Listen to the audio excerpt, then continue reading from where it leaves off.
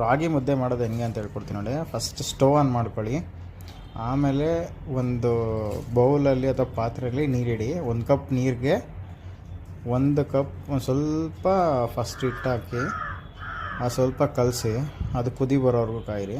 ಕುದಿ ಬಂದ ತಕ್ಷಣ ಏನು ಮಾಡಬೇಕು, 1 ಕಪ್ಪು ನೀರಿಗೆ 1 ಕಪ್ಪು ಇಲ್ಲ 3/4 ಕಪ್ಪಷ್ಟು ರಾಗಿ ಹಿಟ್ಟನ್ನ ಅದರೊಳಗೆ ಹಾಕಿ ನೀಟಾಗಿ ಅದರೊಳಗಡೆ ಹಾಕಾದ್ಮೇಲೆ ಸ್ವಲ್ಪ ಅದನ್ನು ಕೈ ಆಡಿಸ್ಬಿಟ್ಟು ಕುದಿಯೋದಕ್ಕೆ ಬಿಡಿ.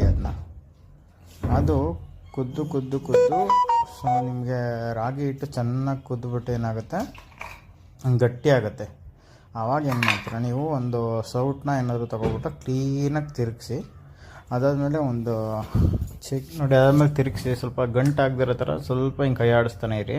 ಗಂಟು ಆಗದಾದ್ಮೇಲೆ ಸ್ವಲ್ಪ ಎತ್ಕೊಂಡು ಚೆನ್ನಾಗಿ ಬೆಂದಿದೆ ಅನಿಸಿದ್ರೆ ಒಂದು ಸ್ವಲ್ಪ ನೀರು ತೊಗೊಂಬಿಟ್ಟು ಕೈಯಲ್ಲಿ ಅದನ್ನು ಕೈಗೆ ಸ್ವಲ್ಪ ನೀರು ಹಾಕ್ಕೊಂಡು ನೀಟಾಗಿ ಮುದ್ದೆನ ನಿಮ್ಗೆ ಎಷ್ಟು ಬೇಕಷ್ಟು ಕಟ್ಕೊಳ್ಳಿ. ಮುದ್ದೆ ಕಟ್ಟಿದ್ದಾದ ತಕ್ಷಣ ಮುದ್ದೆ ನಿಮ್ಗೆ ಎಷ್ಟು ಸೈಜ್ ಬೇಕೋ ಅಷ್ಟು ನೀಟಾಗಿ ಕಟ್ಕೊಳ್ಳಿ ಫ್ರೆಂಡ್ಸ್. ಒಂದು ಸಲ ಇದನ್ನು ಮನೇಲಿ ಟ್ರೈ ಮಾಡಿ. ಇದ್ರ ಜೊತೆಗೆ ನಾಟಿ ಕೋಳಿ ಸಾರು ಇದ್ಬಿಟ್ರೆ ಆಹಾ ಸೂಪ್.